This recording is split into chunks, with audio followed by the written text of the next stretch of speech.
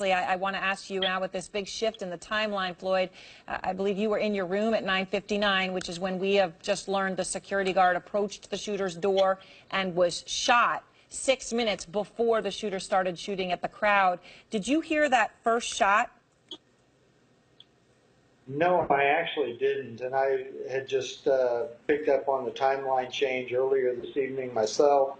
I was kind of thinking back and reflecting on that, and I don't recall hearing a single shot before the first set of volleys went off.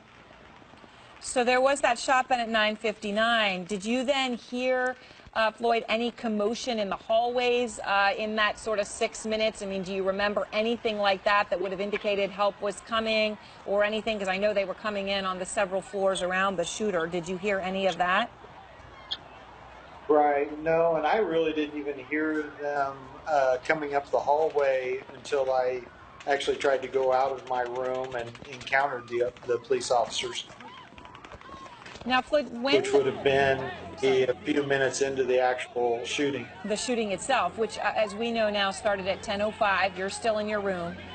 Those first shots are fired. Yes. When, Floyd, did you realize that these were gunshots and that they were essentially coming from exactly where you were?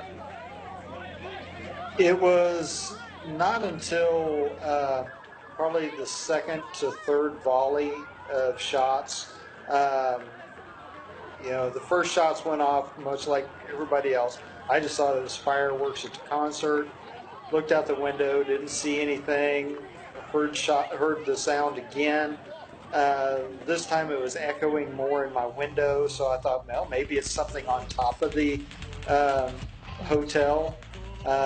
Still couldn't see anything. That's when I shortly after that's when I went to leave my room and encountered the police officers in the hallway.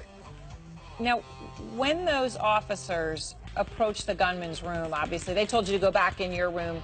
We know after the shooting about 75 minutes passed. Then they use an explosive to breach the door of the shooter, to get in there. That's on the floor right above where you are. But you felt that. Right. I felt the second breach. The first breach was on the end apartment that was beside mine. The second breach was directly over me. And it actually kind of rattled my apartment a little bit, or rattled my room a little bit. Such a powerful explosion. Well, thank you very much. I appreciate your taking the time, Floyd, to talk to us. We appreciate it.